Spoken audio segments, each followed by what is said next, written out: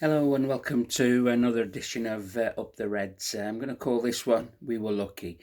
I was at the game yesterday against Brighton and blimey, we were really, really lucky to get away with a draw. Forget about us being 2-0 down and coming back to win when we were leading 3-2. It just wasn't going to be our day because I could just sense, the crowd could sense that they would get the equaliser. But just saying that apart, we could have easily have lost that game 6-7-3. That's how poor we were yesterday. Just on the crowd bit there, half the crowd was singing. The other half were tourists again, not singing, using the phones while the game's going on, taking selfies. Listen, if you come to Anfield, put your phone away when the game starts, put it back on at half time, do your selfies, and then do it again, and then put your phone away for the second half. Watch the game, learn the songs, okay, and get behind the team because they certainly needed it yesterday from us. Okay, so we played our bit part, not Anfield of old, where it should have been rocking and getting behind the boys. So that's my bit away about the supporters that were there yesterday. Now on to the game. It was poor. It was poor from our point, not from Brighton's point. Brighton and other teams now have sussed us out. We are easy to play against. This 4-3-3 system is not working. It's clearly not working now. We've got players that are not in good form, not in a good shape physically and mentally. So we need to do something. In the first 20, 28 minutes of most games this season, we've conceded first, and then we start chasing the game, and that just creates more mistakes, um, more indecisions on and off the pitch, as in our substitutions. So that first 20 minutes yesterday, it was absolutely awful. Am I going to blame the players? Well, I've got to blame the players, but I've also got to blame the management here, the coaching staff. We're not setting up our team properly. Carvalho, he's playing up front on the left hand side. Simicas is there. We should have three in the middle, but we don't have three in the middle because there's no shape, there's no protection. So obviously Carvalho got binned at half time. It wasn't his fault, he just wasn't having it. He's theoretically a midfielder and not a left winger or a left hand side up front. He did try to get involved in the first half, but it just wasn't happening for him. I could say that about any of the other 9 outfield players. If it wasn't for Ali, we could have easily been coming in at half time 4-1 down, 5-1 down. That's how poor we were in the first 20 minutes. We find a way to get back into the game, and then coming at 2-1, we seem to then start to play a bit, but play a bit not in our old way, because in our old way, the first 20 minutes, we would be the ones that would be out the block. We would be scaring teams like hell, making them make mistakes. So, yeah, and then we came back second half. All right, Diaz come on. He did okay for 15 minutes out of the 45. That's all I can say about him. It was probably the best substitution you could make. I wasn't so sure about what was, unless Simicas had an injury. I wasn't so sure why Milner was brought on to play left back, because he just kept on coming on his right foot. Hardly went down the outside on the left to get balls in. We just lost the shape, and we took Thiago off for Elliott. wasn't so sure why that happened. Took Hendo off. Not so sure why that happened. In the last 15, 20 minutes, we should have changed shape. We can't play this 4-3-3 anymore. It's very difficult for me to say that because it's been boss for us the last 3 or 4 years. But we haven't got the legs or the know-how to play that system with these clubs. And I know you're going to say, well, it's the same players. Yeah, same players, correct. But they've just can't play that system anymore. So you have to change something. So I'm looking at, we've got to change the system because teams are scoring first against us because it's so easy to play against, especially down the right hand side. It's absolutely horrendous. It's easy to get on Trent's back. He's out of form massively. He's not doing his defensive bit. Okay, had a conversation yesterday on Twitter about but we lose Trent offensively if he's not in the team. Well, how's about let's get in Trent in the team and let's concentrate on him in a defensive way. Okay, so what I thought we should have done was when we were 3-2 up, we should have gone 4-2-3-1. I'd have put Hendo and Fab in the 2 in front of the 4 to protect the 4 because they were running straight through us down the middle. I'd have put Mo Salah on the left-hand side. I'd have put Firmino in the middle and Diaz on the left-hand side. And I'd have thrown Jota up front there, okay, and started that way. So we had a bit of a solid foundation. But no, we didn't. We kept the 4-3-3 formation. Why do you want to do that when you are winning and you want to see the game out? And what happens? Last 15 minutes, the same happens. We get caught out. We get caught out because Trent doesn't get over quick enough to the lad that's on the line. He plays a ball, bypasses Trent, and we get out to the byline, and I've no idea what Virgil van Dijk is trying to do with that pass when he's running towards his goal and trying to use his left foot. It was just shocking, absolutely shocking. And like I say, we were lucky to get away with that. We were lucky because we were at Anfield, in front of our fans there. So, yeah, we have been. It is pretty dog shite, I'm going to say. I'm now thinking we need to do something drastically from the coaching side of how we prepare for games, and that needs to be a change of formation. I keep hearing we will have to find our form and we'll have to keep working on it. That's not good enough. Our form has been pants all season. What we need to do, we've got massive games coming up now.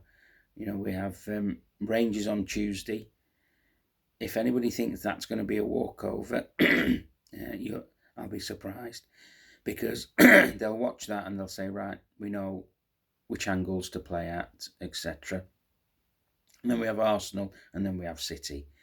These are massive, massive 3 games now. If we can't find the form in these 3 games, forget about top 4.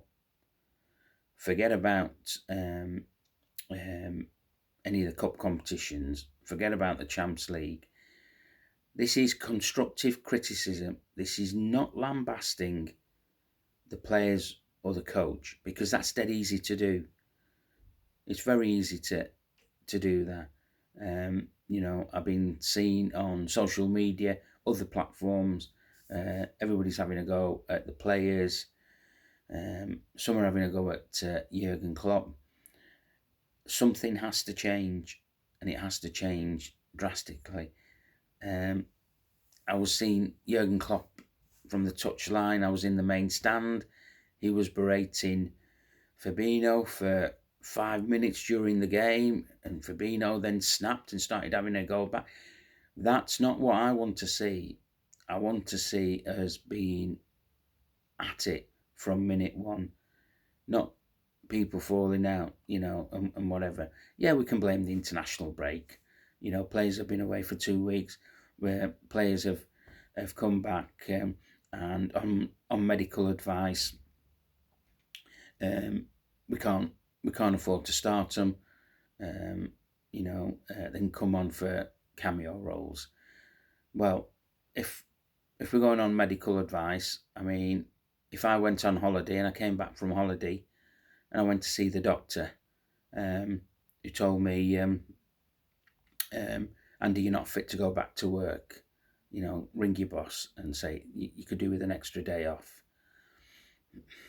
I know they played football and I know they were flying all over the place, but it doesn't sit with me well that if you've played for your international club, surely you're in a bit of a rhythm, just to come on and put them on the bench, and the bench was strong. So I feel like I'm having a bit of a rant rather than thinking of any positives. Do I think of any positives? Not really, because I think it's going to be the same again on Tuesday, same again next weekend, the week after. I just can't see a solution other than changing the system, because if we start 4-3-3, we're not competing in the first 20 minutes. We seem to be lethargic, sitting back, letting teams at us from minute one, and that is alarming. It's okay, poor form from the players, but I also think it's poor form from the coaching staff. Surely we can't be seeing repeated games like this. I mean, is it 8 or 9 games we've conceded first out of the last 10? That's a shocking statistic, really, when we should be solid at the back. But yeah, it is. It's It's a bit dire.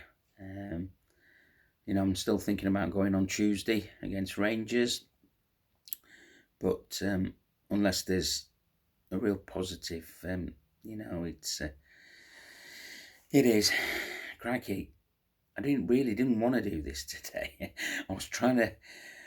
I thought yesterday driving home. By the way, I got absolutely piss wet through coming from after the game. I went for a pint, met a few of the lads, and then I left the pub because I just couldn't believe what I witnessed for 90 minutes. And so I got out of the church and went to walk to the car. I'm not kidding you, wet through to the bone, and then I took my jacket off, put the wipers on, and there's a bloody parking ticket on the car, and I thought, oh shit, if my day couldn't get any worse. Anyway, so I got out of the car, took the ticket, threw it on the seat, and drove home. And I thought nothing of the ticket really, and I'm thinking, I've parked there for years. Why all of a sudden have I got a ticket on this car? So anyway, this morning, I got the ticket and I opened it up. Well, the ticket's not for me. It's for a red Ford Fiesta, and that was parked in a restricted area where I've always parked. So obviously it's from Liverpool City Council, and they have the barcodes there. So I barcoded to have a look at this ticket because they had the registration and everything. And on the the barcode, the Q code, and on the Q code they show you the pictures. And lo and behold, the silly twat, he'd parked on double yellow lines in front of me, and obviously, so he's got a ticket because he's on double yellow lights. Unlucky son, you've got a £70 ticket fine to be paid within 14 days. On the plus side, if you pay it within 14 days, it'll only cost you £35, so you get 50% saving. So why would you want to take that and plonk it on my car? I think it's hilarious. So I'll go on to the government vehicle registration website and find out where this silly sod lives. Like I say, it was so that made my morning this morning. So anyway, back to the football. I'm digressing. It's because probably I just don't want to talk about yesterday's game. So let's talk about other things. Under 23s played yesterday. Cohen Callahan played a full 19 goals, which was good. So he looks like he'll be involved again. You know, back with the first team. Just on that game, the under 23s played at home at Kirkby. They drew 1-1. Against Arsenal. Harvey Blair got the equaliser there. Under 23s, under 18s, they played Notts Forest and they won 1-0. Lewis Kumas was the goal scorer there. If you remember the surname, us oldies, he's the son of Jason Kumas, who played for Tranmere and a host of other clubs. I think that's his 8th or 9th goal of the season. So carry on the good work, Lewis. You're doing well. As I'm making this, the ladies are playing. I should start saying the women, but I prefer ladies. But the ladies are playing Sunderland away, so I'm not sure what the score is in that, but I'll mention them in the next round. Just to go back on to next round of games for the academy teams. The under 23s, they are at home to Wolves next Saturday, 2:00 kickoff. So that'll be hopefully that'll be on LFC TV. The under 18s next play on Tuesday in the Youth Champions League game against Rangers, so that'll be interesting to know. All in all, that's all I really need to say. I'll make another one when I've got me head sorted out after this game. It's just things are rattling around in my head, and about how we're going to be from now until certainly the end of October. I can see it being a bit of a slog. Listen, if you want something to say on this VT I've done on Up the Reds, please put your comments down below, likes or dislikes. Let's have a conversation. It's about opinions. If you like what I'm doing, please subscribe. Okay, I do these on a weekly basis, and you'll hear it from me how it is. If you want me to promote anything, I'll tell you what I will promote. Home Bakery. What a great organisation that is. The food banks. What a great organisation though. Helping local people in the local community.